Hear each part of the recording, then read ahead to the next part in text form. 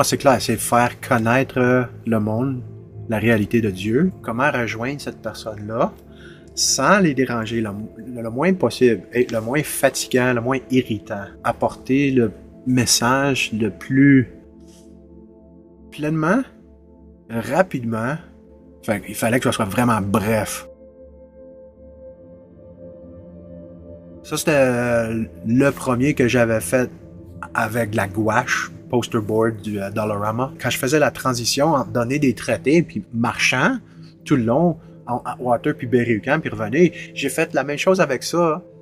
Sauf là, c'était pas la même histoire, là. J'étais comme, attends, mais là, je suis plus dans la même game, là, avec ça. Puis là, j'ai dit, ben, j'ai pas besoin de marcher, je peux rester sur place. L'idée m'était venue de faire être un homme sandwich. Mais là, avant de mettre comme la corde pour faire comme homme sandwich, j'ai eu comme un changement d'idée. J'ai pensé, au lieu d'être homme sandwich, j'ai pensé, je vais prendre les deux pancartes, les mettre ensemble.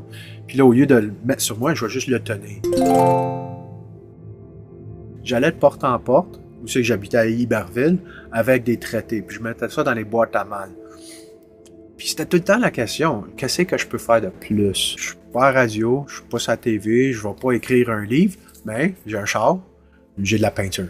Fait que j'ai pris un pinceau, puis la peinture, je me rappelle avoir pensé, ben tiens, j'ai ça dans ma possession. J'ai le char, j'ai de la peinture. Yeah. Il est là depuis que j'ai 12 ans. J'en ai maintenant 35. C'est une exagération, là. Pas la première fois, je sais pas, c'est pas la dernière fois. Hey, ça fait depuis j'ai tel âge que je te vois, puis là j'ai tel âge. Puis là je leur dis, ben en quelque part c'est impossible, parce que ça fait rien que, mettons. Puis là ça va faire 10 ans. Mais là, selon le calcul là, ça voudrait dire 13 ans. J'ai 19 ans et je suis pas mal certain de l'avoir vu pour la première fois quand j'avais 5 ans. J'aimerais peut-être lui parler. Tant mieux, mais encore, tu vois la même exagération. Fait deux que tu lis comme ça, puis je pense au monde, c'est comme, peut-être c'est juste un phénomène, ou c'est que le monde, il gage pas comme il faut le temps dans leur mémoire, puis une couple d'années devient plus que ça l'est. Puis ça aussi, j'ai déjà eu ces personnes-là qui vont venir, bon, pas tout le temps avec le nombre d'années, mais ils vont dire, ben ça fait des années que je te vois, puis je voulais y parler. Ça fait longtemps que je veux y parler. Puis là, ils vont arriver un soir, puis ils vont dire, ben là, à soir, je m'en vais y parler. J'avais même pas réalisé que c'était toujours le même gars. Je pensais que c'était quelqu'un qui travaillait pour l'église derrière lui. Il y avait du monde qui viendrait et il disait, c'est-tu toujours toi le même gars? T'es-tu payé pour faire ça? C'est-tu l'église qui te paye? T'as-tu une job? C'est des questions que j'ai eues à plusieurs reprises. Je commence à me demander qui est le plus éternel entre le Christ et ce dude-là. Ça m'est arrivé à plus qu'une fois que quelqu'un passerait puis il dirait, hey, il va être là pendant l'éternité. Je sors du métro, puis il y avait deux policiers qui rentraient, puis il y en a un qui dit, hey, c'est l'Éternel. Tu sais que je voulais dire, non, c'est pas moi l'Éternel. Mais là, j'étais d'accord. J'ai dit, ah, salut. Sans être croyant, je suis impressionné par ceux qui se dévouent à ce point-là à leur foi. Imaginez sacrifier autant pour une croyance. Quelqu'un qui est non-croyant ou qui a pas la même croyance viendrait pour dire, wow, j'admire ta discipline, ta détermination. Puis là, je serais comme, merci. Juste voir cette détermination-là pourrait, à un moment donné, aller leur rejoindre, puis qu'eux-mêmes, ils fassent le lien, puis dire, wow, pourquoi il y a cette détermination-là? C'est parce qu'ils croient en Jésus, parce que la promesse que la Bible a faite.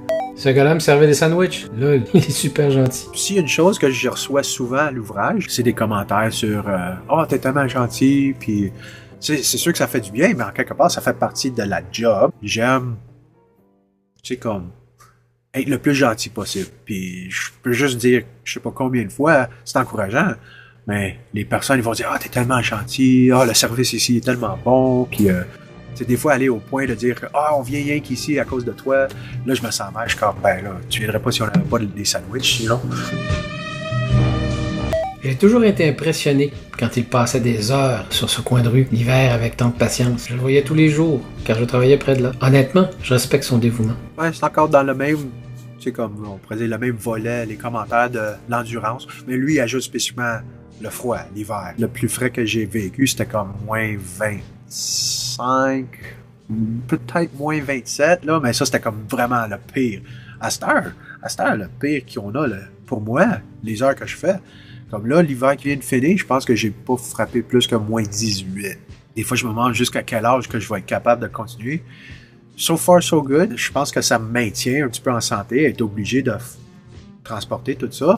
Comme les autres l'ont déjà mentionné, il est très gentil. Je travaillais proche de la savane et j'allais manger avec des collègues à son travail. Je ne sais pas s'il y est toujours car ça fait quelques années de ça. J'ai eu quelques petites conversations avec lui et je recommande définitivement à tout le monde de lui parler si vous avez le temps. Ah, c'est gentil. That's nice, you know. Je peux pas dire j'ai aucune idée c'est qui la personne, you know, de même. Mais c'est nice. Bof, un classique américain. Le Street Preacher. Oui, peut-être dans un sens, sauf comme s'il y a une chose que j'ai déjà fait partie juste un jour, parce qu'on m'a invité à faire partie d'un groupe de prédicateurs haute voix que moi j'aime pas. C'est pour ça que moi je le fais pas. Eux autres, ils avaient amené leur pancarte. Fait que là, moi je tenais une pancarte. Quelqu'un qui m'a reconnu passe, puis là il ralentit, il regarde moi, puis il m'a dit tu fais ça mieux que eux.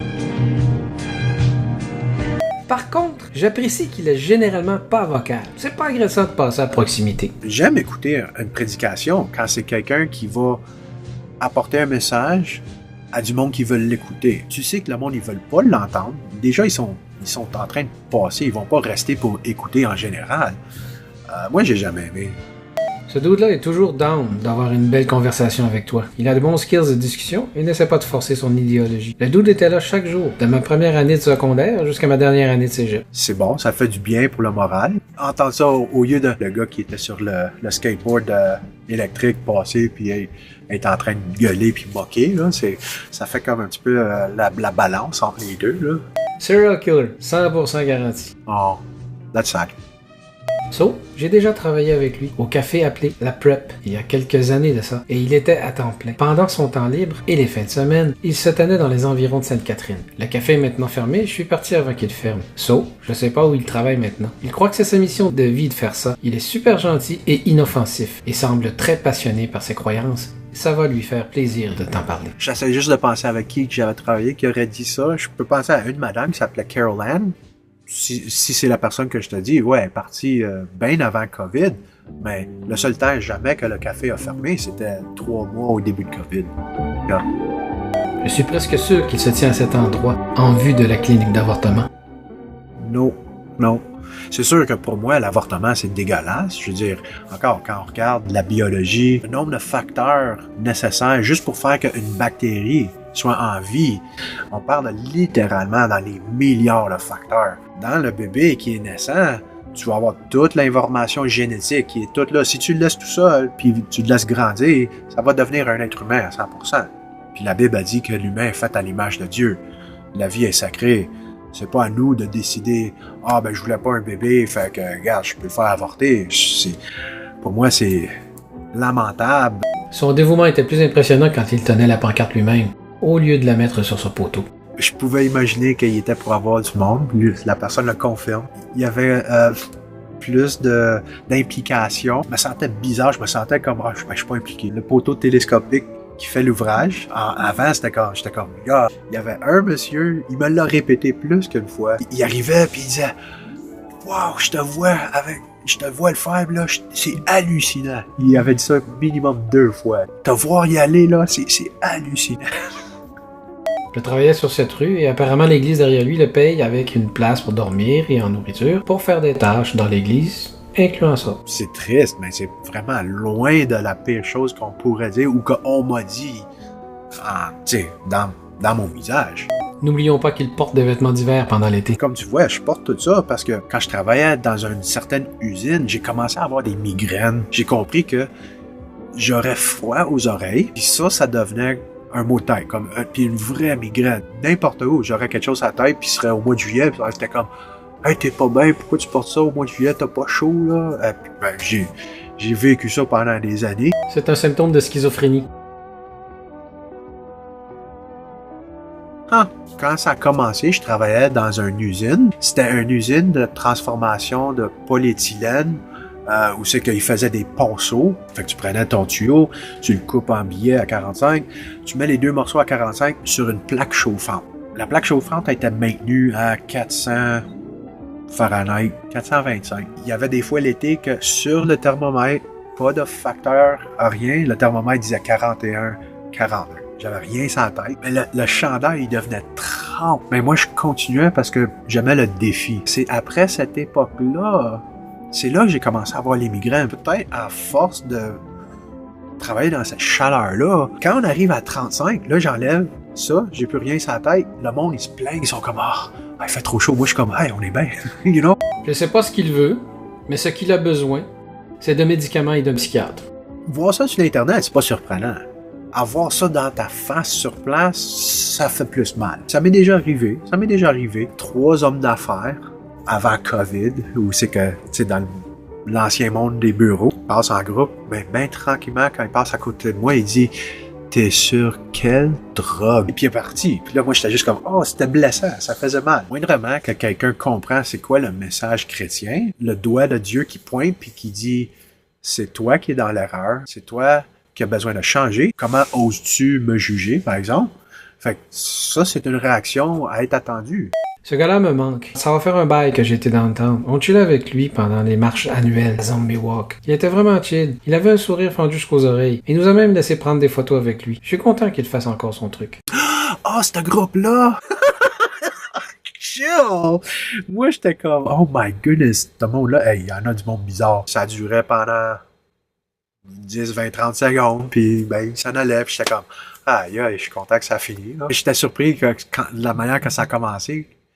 Mais quand t'as dit zombies, eux autres, j'étais comme, oh non, pas eux autres. Il vend sa religion, aussi simple que ça. Moi, je trouve que c'est une perte de temps dégoûtante. Il pourrait bien servir des gens dans une manière beaucoup plus utile que faire du prosélytisme. C'est juste une question de leur expliquer la vie éternelle, que c'est une réalité, puis qu'il faut en quelque part en parler. Si on croit que ce qui est écrit dans la Bible est vrai, ça va pas arriver par accident. Il faut que quelqu'un soit au courant, fasse un choix. Dire à quelqu'un qui est dans le besoin, soyez consolés, que Dieu soit avec vous quand ils sont dans le besoin, quand nous autres, on peut leur apporter de l'aide. Puis c'est sûr que moi, j'étais conscient de cette réalité-là sans que quelqu'un vienne, tu sais, comme avec ces accusations-là. Les montants d'argent que j'avais sauvegardés en banque, au lieu de juste faire une montagne, j'étais arrivé au point où c'est que je pouvais plus juste accumuler une montagne. J'étais comme, non, j'ai la possibilité d'aider le monde qui ont besoin d'argent. Je me suis, si on peut dire, associé avec une chrétienne dans l'Indonésie, où c'est qu'elle est entourée avec du monde qui sont dans le besoin. On a prié là-dessus, puis au début, elle voulait pas. Je dis, on va prier là-dessus, puis on va l'essayer, parce qu'elle était pas d'accord que j'envoie l'argent. Je voulais faire comme la personne a dit, pourquoi tu fais pas du bien concret? C'est après avoir commencé à envoyer cet argent-là en même temps que j'ai commencé avec la pancarte. Fait que c'est peut-être, en quelque part, c'était nécessaire pour avoir ça, pour être capable de dire, si quelqu'un arrive avec une accusation pareille, dire que, je fais ce que tu dis que je ne fais pas. Il gagne son Stairway to Heaven. Tu peux pas gagner ton ciel. C'est impossible. C'est en croyant qu'on peut avoir le ciel. Tout le reste, c'est fait pour dire, voici le chemin pour aller au ciel. Ou pour dire, merci d'avoir ouvert le chemin. Mais il n'y a personne qui peut gagner son Stairway to Heaven. C'est sa façon de faire sa part. Dans sa tête, en tout cas. Regardez sa stature. Droite, immobile. Peu importe ce qu'il fait, il est fier. Le plus que tu restes droit, le plus que tu es confortable. Les soldats, puis tout le monde, tu sais, qui sont comme droits sur leurs pieds tout le temps, j'ai vu, c'est ça la logique. Oui, non, je suis très fier. Je connais quelqu'un qui le connaît. Le gars a beaucoup de problèmes mentaux après avoir vécu dans la rue. Quand t'as aucune raison de te lever le matin, parfois la religion ou les conspirations viennent t'en donner une. Yeah, c'est triste, mais sur l'Internet, ça me surprend pas du tout. J'ai un appartement, j'ai une job. Fait que non, c'est pas surprenant, c'est juste méchant, mais c'est pas la pire chose que j'ai déjà vécue face à face. Non plus sur l'Internet. Je suis devenu moins fragile, mais il y a des fois où c'est que je suis comme trop sensible. Je refuse de rentrer dans cette sorte d'échange où c'est que c'est comme, toi tu m'as appelé stupide ou confus au niveau de la science. Moi, je vais juste rester avec les faits. Regarde, si l'évolution était vraie, on devrait voir ci, on devrait pas voir ça. Les lois de la physique, par exemple, qui contredisent qu'est-ce que l'évolution prétend être possible, etc. Plusieurs reprises, le monde, ils m'ont demandé « Are you homeless? » J'essaie de bien paraître. Je check tout le temps pour voir comment j'ai-tu de la poussière, je suis sale. Ça revient tout le temps. Il y a tout le temps quelqu'un qui va arriver puis lui demander « T'es-tu sans abri? » Il a besoin de weed. Live.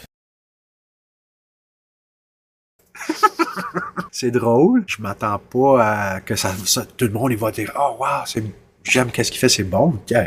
Ça c'est un vrai commentaire d'un jeune. Il faut que je sympathise parce que j'ai déjà été un athée, puis que peut-être ça aurait été mon commentaire ou pire. You know? Yeah.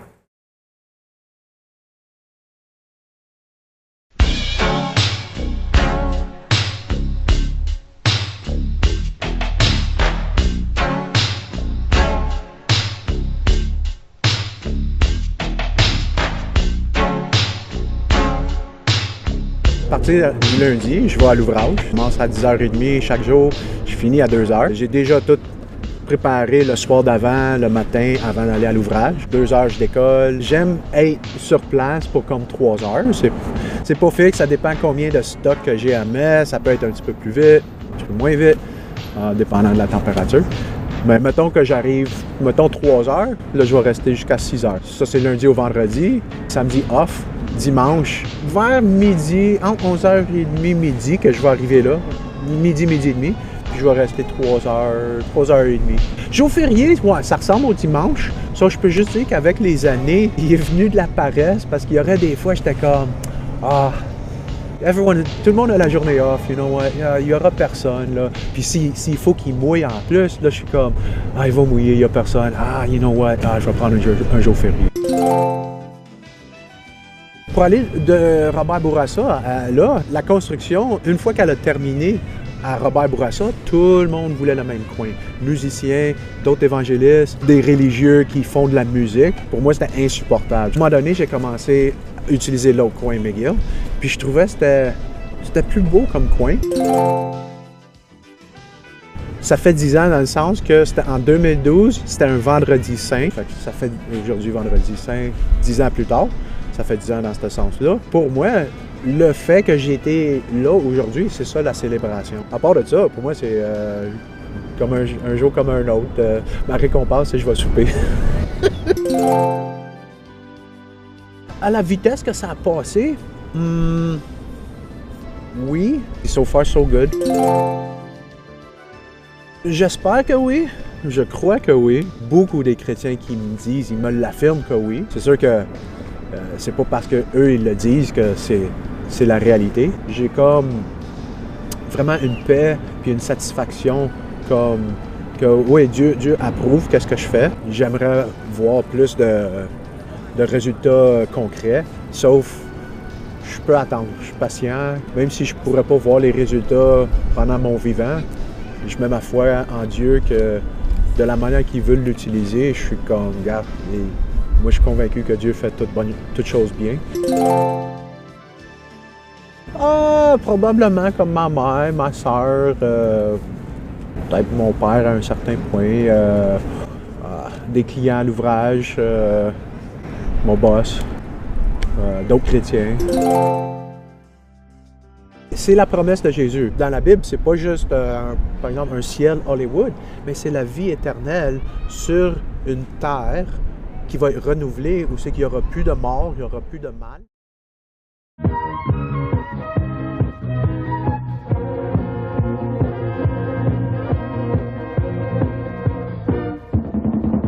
Je suis né à Saint-Jean-sur-Richelieu, mais j'ai grandi à Bedford. J'allais à l'école Butler, c'est une école anglophone, parce que ma mère est anglophone, fait que j'avais le droit d'y aller. C'est un groupe de gens 20 jeunes, puis on a tous été au secondaire à Massé-Vanier, à Cowansville, qui est pas loin. Côté français, côté anglais, qui partagent la même infrastructure, genre le gymnase qui est partagé, la cafétéria. Quand je suis arrivé là au secondaire 2, il y avait encore des frictions français-anglais. Nous autres, on est tous petits jeunes qui arrivent là. C'était comme une tradition.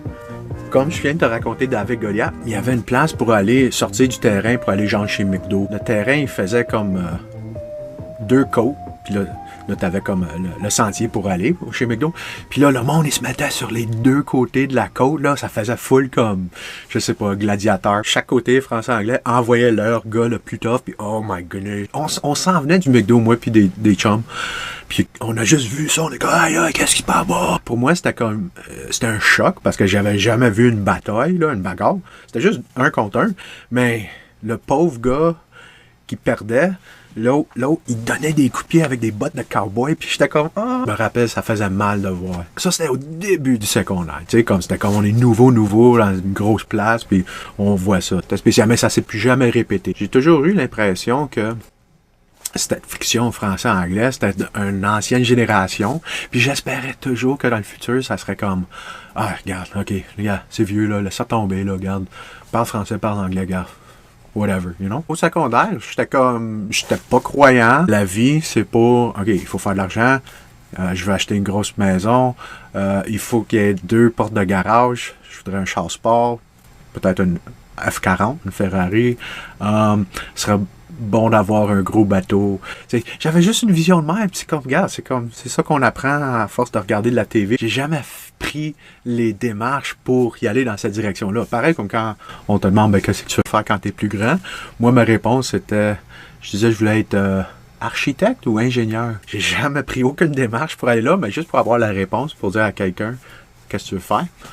Puis peut-être dans le même sens, avoir une réponse pour, c'est pourquoi la vie? Ça, c'était ma réponse. Matérialiste au bout. Au secondaire, j'étais hédoniste. Je sais pas si c'est un mot français. En anglais, on dit hedoniste.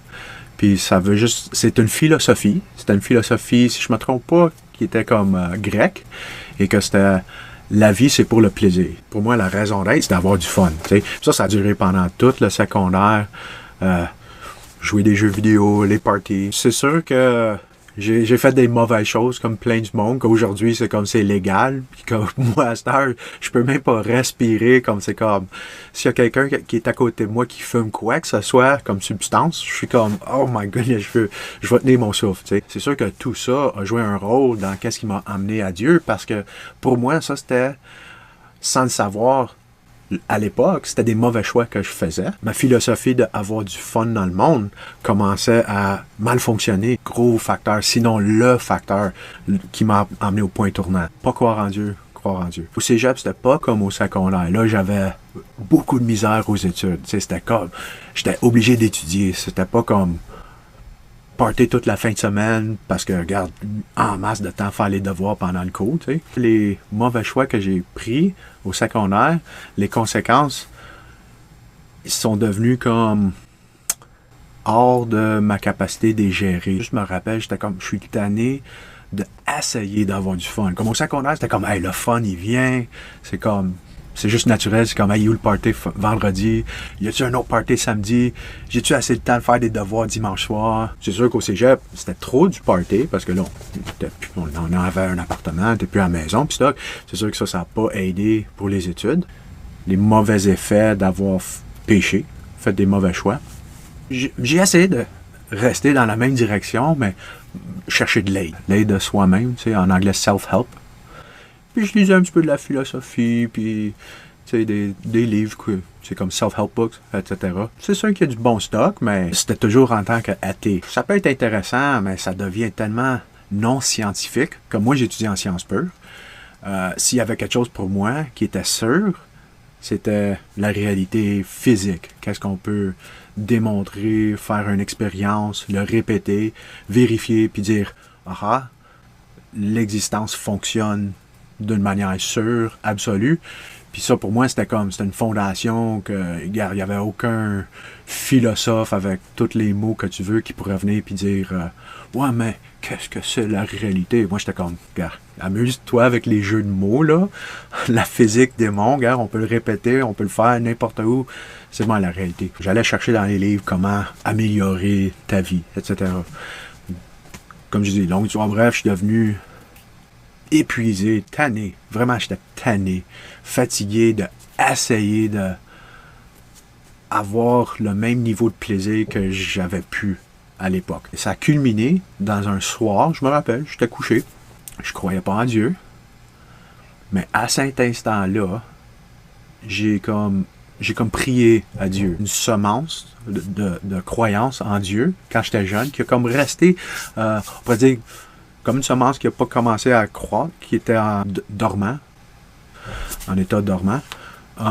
Mais ce soir-là, je me rappelle, J'ai dit quelque chose à Dieu, j'ai pas rien demandé, je me suis pas plaint. La misère que je souffrais, c'était de ma faute. C'était mes mauvais choix. J'étais pas une victime, je pouvais pas dire, ben, c'est la faute à tel, ça, tu sais, you know. Puis ça, c'était comme ça faisait quasiment plus mal, parce que j'avais personne à blâmer sauf moi. J'ai pas pointé le doigt à Dieu puis dit comment ça se fait, tu sais. J'ai comme déversé ma fatigue à Dieu.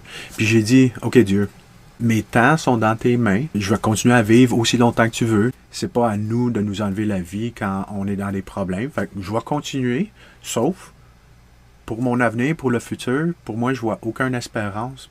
Puis dans ma vision, le futur pour moi, c'était être dans un marécage jusqu'aux hanches, puis juste continuer même. Ça, c'était la fin de, si on pourrait dire, ma prière. J'ai pas rien dit de plus, j'ai pas rien demandé. Mais sur coup, sur place, c'est comme si tout ce que j'apprenais dans la physique, puis sur l'univers que j'étudiais comme en dehors des cours de physique, dans un instant, Dieu a allumé la lumière. Puis toute l'information que j'avais, que c'était comme une ampoule qui manquait de courant, c'est comme si Dieu allumait la switch, puis là, d'une shot, pour moi, ça a tout changé.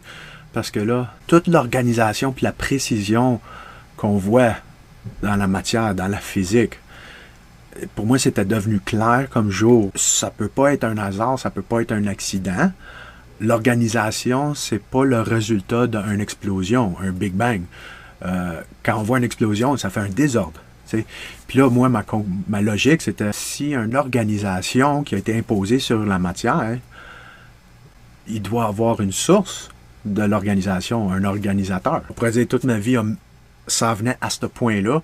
Puis là, après ça, j'étais parti dans complètement une autre direction. Ma raison d'être, pourquoi je suis vivant, j'ai besoin de savoir la vérité, la réalité. S'il y a un organisateur, j'ai besoin de savoir, ben, c'est quoi, c'est qui, c'est quoi la source. Puis ça, pour moi, c'était comme profond, là. J'ai été comme marqué par cette certitude qu'on n'est pas ici par hasard, puis qu'il y a une raison, qu'on a été créé par exprès, avec un propos.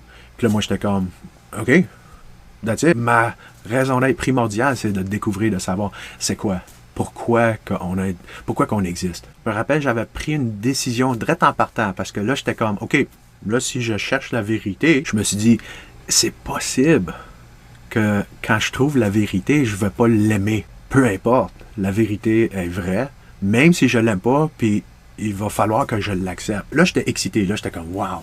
J'appelais pas Dieu par le nom de Dieu parce que j'associais ça avec la foi chrétienne, la Bible. Mais j'avais un enthousiasme, là, je trouvais ça comme... J'étais vraiment excité de penser comme, wow, l'existence a un propos. C'est pas juste comme, amuse-toi, t'es ici par hasard. Après ça, c'est fini. Salut. Autant que ça, c'était le fun quand ça allait bien, puis j'étais un petit peu comme, très naïf, très dans l'ignorance sur beaucoup de choses. Quand j'ai commencé à chercher Dieu, mon enthousiasme était vraiment comme, je sais pas, c'était nouveau, c'était tout nouveau pour moi. Quand je suis devenu convaincu que la Bible était vraie, j'étais comme, non, pas la Bible, you know? C'est plat. L'Église puis les chrétiens, c'est pas intéressant, c'est pas excitant. Je me rappelle, dans mon cœur, j'ai dit, oh non, Dieu, pas la Bible. Non, en anglais, c'est comme say it ain't so. Je pouvais pas nier les faits, fait que je l'ai accepté. Puis, je suis pas tout seul, il y a d'autres personnes qui ont eu la même expérience. Comme, ils voulaient pas que ça soit vrai, mais c'est comme, OK, regarde, si je cherche la vérité, regarde, j'ai cherché. Non, regarde, non, les faits m'ont apporté ici, il faut que je l'accepte. J'ai commencé l'université, peu importe, mais j'ai pas fini le cégep pour un autre 6 mois, parce que si t'es pas là ce jour-là, non, il faut attendre 6 mois, tu reviendras. Travaux bénévoles, je veux dire, j'ai essayé ici puis là à différentes époques. J'avais à cœur d'aller utiliser mon temps de la meilleure manière possible. J'en parlais avec un de mes meilleurs amis qui était athée, mais il était bien sympathique. Puis il m'a dit, hey, tu veux faire quelque chose de bien? Va voir un tel monsieur qui est mis sur son lit de mort à un CHSLD. Le monsieur était tellement content, tu sais, comme... Et il a même pas vécu un autre 2 semaines. Sa famille n'a pas visité, là, beaucoup, quasiment du tout, tu sais. Puis juste moi, être là dans la chambre, tu sais, comme je faisais des toasts, je réchauffais son café dans le micro-ondes, puis il me disait merci. Juste moi, être là, il me disait merci, tu sais pas comment que ça fait du bien avoir quelqu'un qui est là. Tout ça, là, moi, ça me faisait du bien. J'étais comme, hey, wow, peut-être je devrais faire ça plus souvent. Là, j'étais comme, peut-être je devrais devenir PAB, un préposé bénéficiaire. J'avais trouvé une place, c'est qui donne le cours. Je m'en allais dans cette direction-là. Tu sais, j'étais inscrit. Là, la prochaine étape, c'est de chercher un appartement. Ça a tombé à l'eau. Puis j'ai accepté ça parce que s'il y a une chose que j'ai cru, puis que j'acceptais, c'était que Dieu, il veut qu'on fasse nos propres choix, mais si nous autres, on donne notre vie à Dieu, puis on dit, Dieu, je veux vivre pour toi, je veux que je sois disponible pour si tu as quelque chose, pour moi spécifiquement, c'est sûr qu'on veut accomplir, si Dieu a quelque chose pour nous à accomplir, on est comme, je suis là, envoie-moi. Quand cette porte-là s'est fermée, j'ai pas lutté pour la débarrer, puis dire, non, j'ai mon idée, j'ai juste accepté, j'ai dit, OK, Dieu a fermé la porte, il a ouvert une autre porte. Puis j'ai juste dit, ouais, peut-être c'est ça que Dieu veut que je fasse. Quand Dieu il voit qu'on l'essaye, puis on prend des efforts concrets, comme un père, il est fier de voir qu'on essaye, mais quand lui, il voit plus loin, lui, il a son propre dessein pour nous, et que ça fait pas partie du dessein, forcément, ou du tout. Il va faire en sorte que ça va pas fonctionner comme on voulait, et il y aura un détournement. Effectivement, c'est ça qui est arrivé. L'église locale, où c'est que j'étais à Bedford, le pasteur, il travaillait aussi sur une ferme. Puis ça, je respectais ça beaucoup. Il y avait beaucoup d'ouvrages à faire, puis que des fois, il fallait même que sa femme l'aide. Puis là, j'étais comme, oh, je pourrais t'aider. Mais il y a un jour, je vais l'aider. Après ça, il m'invite, on mange. Puis là, le soir, il est comme, ben, qu'est-ce que tu fais? Qu'est-ce que tu fais? Je suis comme, ben, je vais aller chez moi. Puis il a dit, ben, regarde, on a une chambre en haut. Reste ici. C'est parce que j'étais pour l'aider anyway le lendemain. Il dit, regarde, reste ici. T'es invité, tu peux rester ici. Vu que tu m'aides, je vais partager le salaire avec toi. Il dit, non, regarde, tu me laisses déjà rester ici. Moi, j'avais l'esprit de juste aider. Je cherchais pas un salaire. J'étais encore financièrement. J'avais sauvé plein d'argent, un ancien travail. J'ai juste resté chez eux pendant une couple de mois. C'était là le point, qu'est-ce qui m'a emmené en ville. Je suis chez le pasteur, chez lui. Puis là, une de ses filles restait ici en ville. Puis il avait besoin d'aide pour déménager un meuble. Veux-tu venir? J'étais comme, yeah, sure. You know? Et puis il faisait beau. C'était l'été. Un soir l'été. On était sur Saint-Marc, proche de Dawson. Puis là, il stationne. Attends ici, je vais juste aller chercher ma fille, ce sera pas long. Fait que là, moi, je suis juste dans la vanne. Fait super confort comme température. Ouais, je pourrais me voir revenir en ville. You know? Habiter avec ce pasteur-là, moi, ma vision de c'est quoi vivre pour Dieu, il y avait eu comme une confrontation entre moi puis lui, entre ma vision puis sa vision de c'est quoi être un chrétien. Je me rappelle un jour, on était allé à l'ouvrage. Il a dit, t'es assez tranquille le matin, tu parles pas beaucoup. Bon, c'est comme lui enlever le bouchon. J'ai plus ou moins expliqué c'était quoi ma frustration, là. Moi, j'étais dans le char, puis j'écoutais la radio chrétienne. Puis il parlait spécifiquement comment que dans un mariage, l'homme et le couple doivent dépenser du temps ensemble, puis pas forcément faire trop de choses comme regarder de la TV. Mais lui, il aimait beaucoup regarder la TV. Lui, il finissait l'ouvrage, puis c'est comme, je vais aller regarder la TV. Il est revenu dans le char, le message parlait de ça, il a changé de poste, il a mis ça aux nouvelles. C'est la première journée de l'école aujourd'hui, puis les jeunes, ils retournent à l'école. Ça parlait de quelque chose d'important, puis là, tu mets ça à juste comme du parlage. Là, j'étais choqué. Fait que j'ai tout expliqué ça. En l'expliquant, il m'a dit, je pense que tu devrais trouver une autre place pour vivre. Puis là, j'étais comme, j'ai déjà commencé. Ça faisait des jours, puis peut-être même des semaines que ça me travaillait. Ça, c'était comme le point culminant. J'ai trouvé une chambre. C'était trop bruyant. Après ça, j'ai trouvé des colocs. Lui, le coloc, après une couple de mois, il a dit, je veux l'appartement pour moi. Fait que je suis parti de là à une autre chambre. Puis là, je suis venu ici en 2013. Mais avant, j'étais en haut, deuxième. Là, je trouve une job. Mais tout avec l'idée de retourner à l'école. Je m'étais réinscrit à Concordia à temps plein. Mais la job était tellement bonne.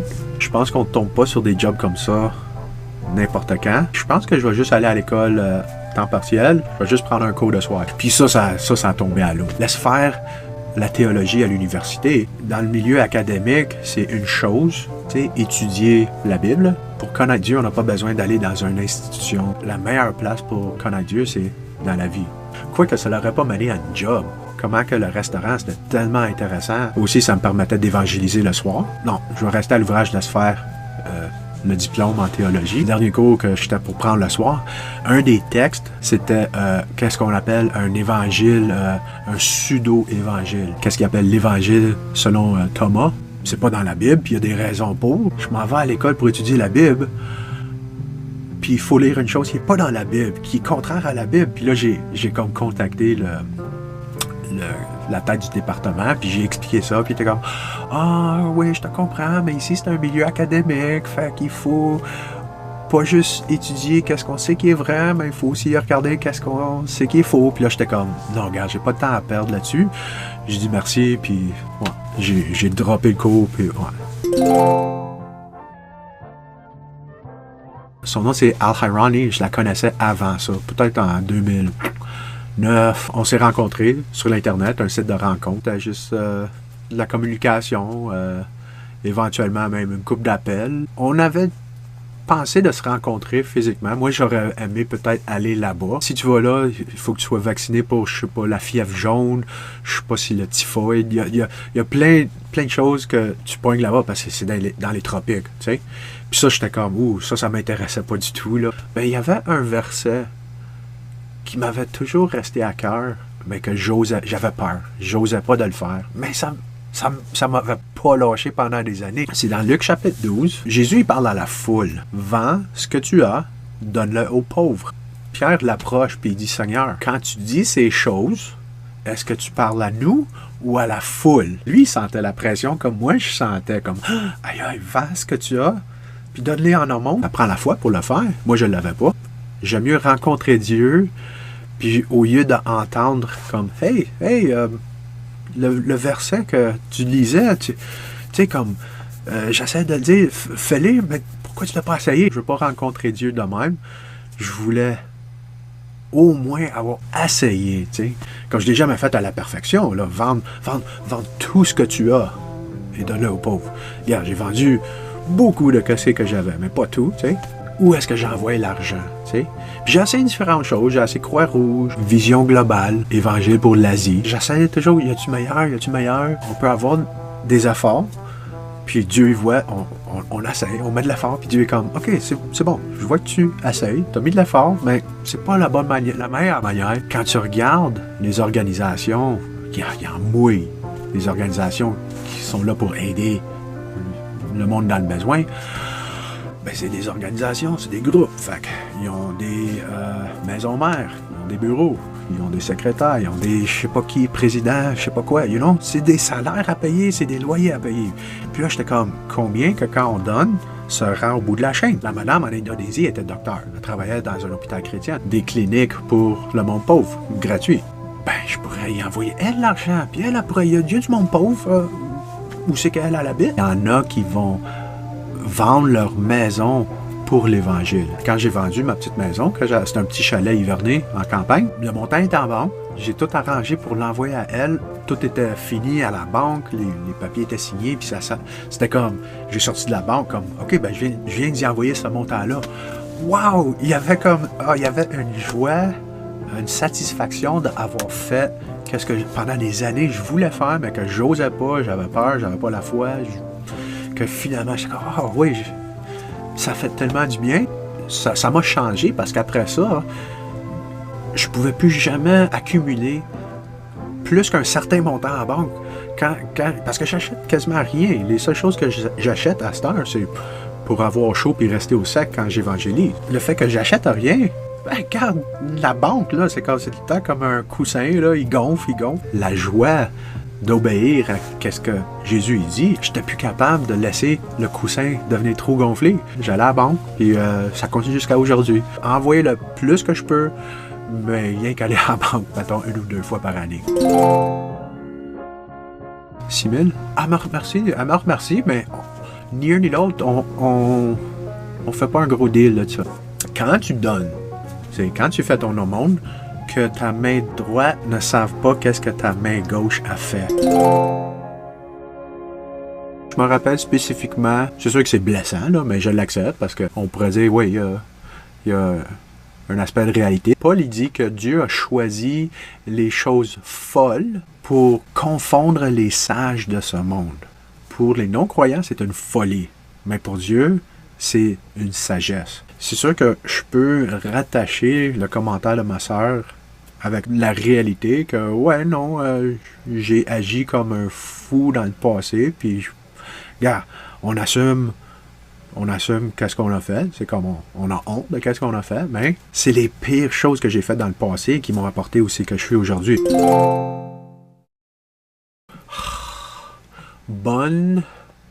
Mieux que par exemple que mon père. Il est venu un temps avec ma soeur où c'est que parler des choses spirituelles, c'était comme non, on parle pas de ça. Comme mon père, c'est comme non, on parle pas de Dieu. Parce que c'est sûr que moi, je veux leur convaincre, comme je veux convaincre tout le monde. Mais c'est sûr que, wow, ben, j'ai commencé tout de suite avec ma famille immédiate. Ça fait des années que je l'accepte, que regarde, je peux pas les convaincre. Je peux pas convaincre personne. Il n'y a rien que moi je peux faire pour les obliger. Moi, après avoir fait des recherches, j'étais obligé de dire comme aïe, c'est vrai, j'ai pas le choix. Il faut que j'accepte la conclusion. Eux autres, regarde, je vois qu'ils veulent pas faire la recherche parce qu'ils veulent même pas avoir un dialogue. Quand quelqu'un cherche Dieu, ça démontre que Dieu a déjà fait un travail dans leur vie.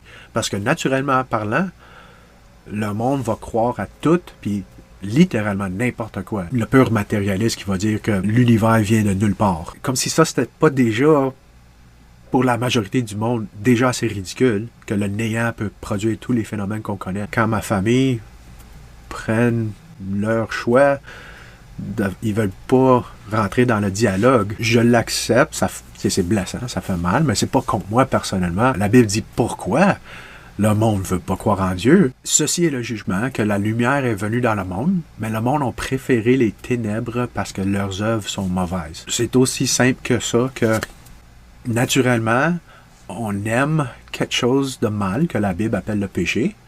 Puis quand la personne, juste avec un aperçu, juste à la surface, que croire en Dieu, spécifiquement Jésus, nous appelle à rejeter le péché, à le reconnaître comme mal, puis le renoncer, wow, la personne est obligée à prendre la décision, puis naturellement parlant, on préfère le péché. C'est juste notre nature. C'est sûr qu'au début, je me rappelle, c'était là qu'on a eu des conversations peut-être un petit peu plus longue.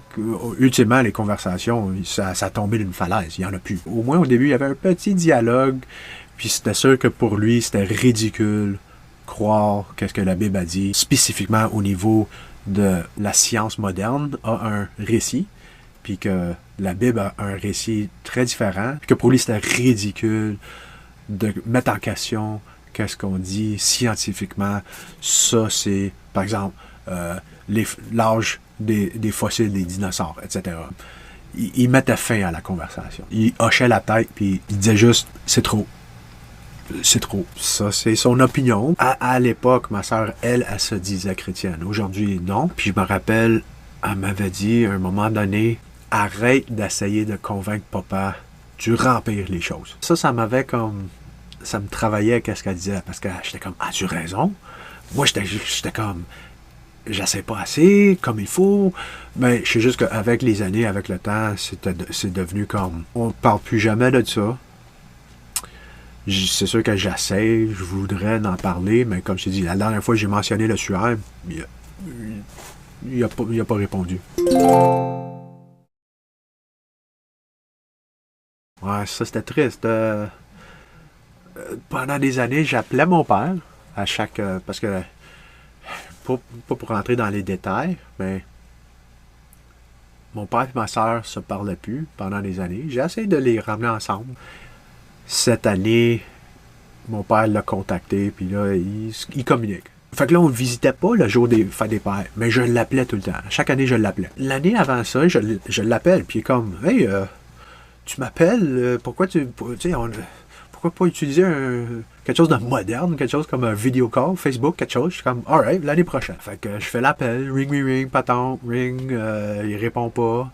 Il dit, on vient juste d'arriver, on est en train de faire le souper, on s'en va sur le patio dehors. J'ai dit, OK, quand t'as fini, lâche-moi un message, puis on va faire le video call. Il n'y a jamais eu de réponse.